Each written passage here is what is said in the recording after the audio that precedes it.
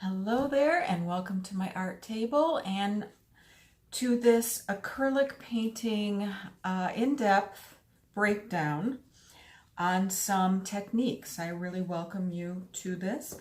And the first thing I'm going to cover is brushes and tools. Now this is by no means going to be a comprehensive look at all the brushes out there that you can use. I am going to cover some of the basics here and what I use and what I have found really useful. I'm going to give you some very inexpensive options to more expensive options and what they do. And I think the tools are the essence of creating various techniques. So you really need to understand how they work and what they do. So the first things that I'm going to cover right now are these inexpensive brushes.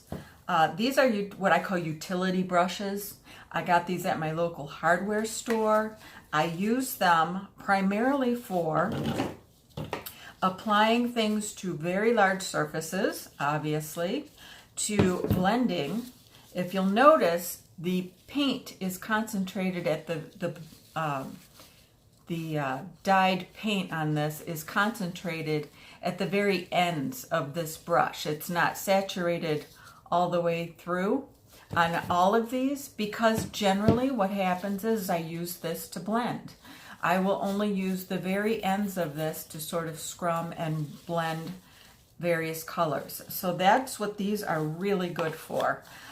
They do break down, as you notice. They get dry, and even cleaning them, etc. You do have to replace these, but they are, I've had these for a few years. I'll continue to use them, and they're wonderful for a lot of utility uses.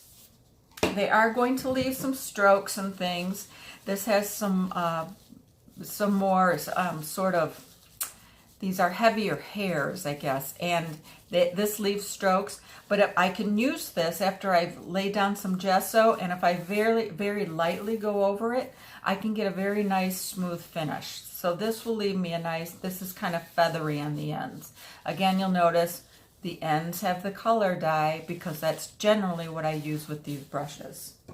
I'm not dipping them into a big thing of paint like a painter would. The next most used brush for me is definitely this inexpensive flat brush. And I have several flat brushes.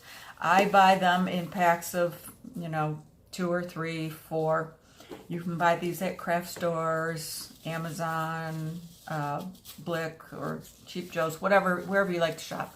They generally have these packs. These are synthetic. All of these hairs are synthetic because natural is going to pick up more of the paint than a synthetic, and natural is used for a different type of painting, for oils, etc.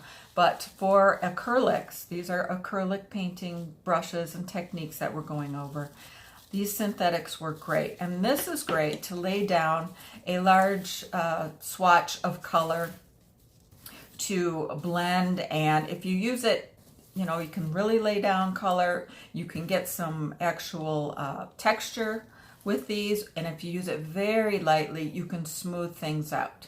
So that is what I use, and these come in various sizes, various quality, but generally I think this is probably a whole pack right here, and they'll sell these for like $5-6 usually, under $10. So it's wonderful to have these. When they break down, you just replace them. They're cheap and easy.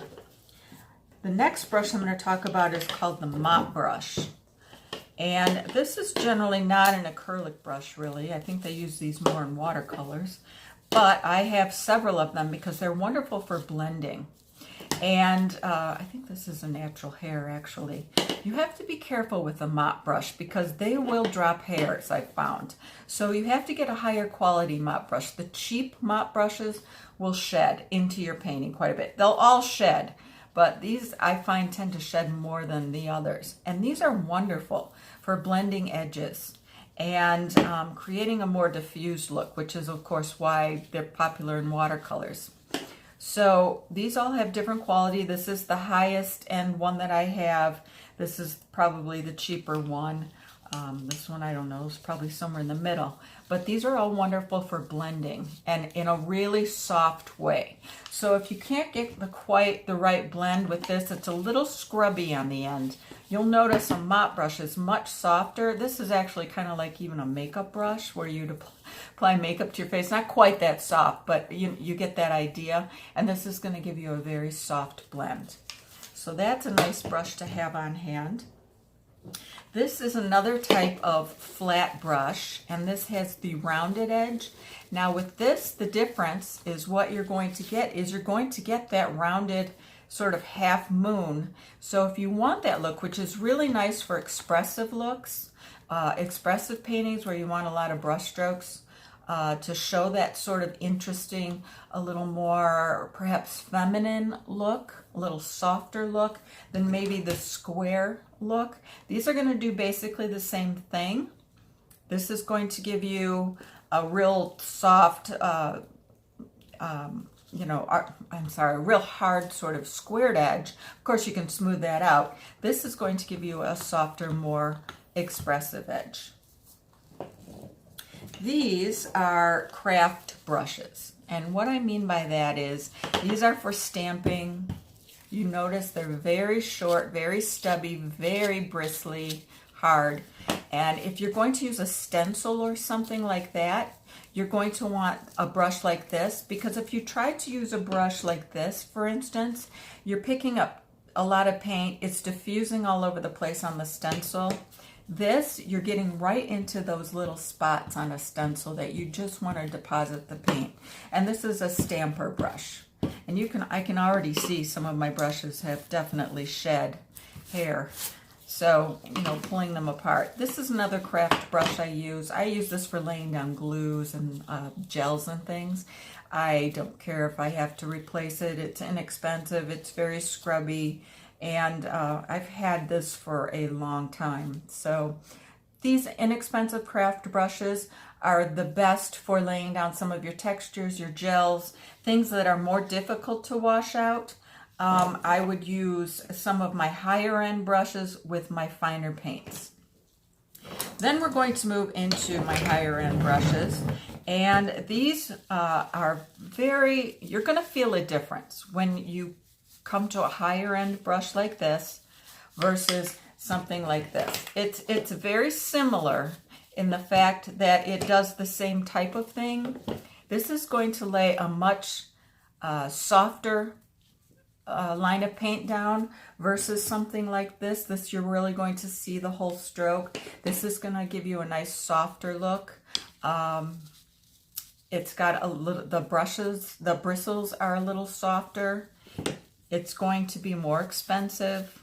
You want to make sure that you keep these very clean. Sometimes the metallics are hard to wash out sometimes and they get stained. So those are those. For finishing a painting or really softening lines, say for instance, you've laid down some color that's giving you brush strokes with this or even this brush, and you really want to soften that out before it dries, you're going to want what's called a mottler brush. And these are mottlers. They come in various sizes. These are more expensive, and you will feel the difference immediately versus something like this versus this. This, I think I bought, 3 for $5, $6. These are going to cost $20, $25 each. So at least, if not more, $30, $40. So you're going to feel the difference. It's very soft. It lays down an incredibly smooth finish. And if you like, what I like to do is I like to use varnish with these, final glazes, anything where you want that really beautiful final finish. Or you can lay down your color with a flat brush and then go over it very lightly with your mottler to really smooth it out before it dries. So this is a wonderful brush to have on hand. It's a little bit more of an investment, but it's highly worth it, especially if you really want to create beautiful, archival, professional level paintings.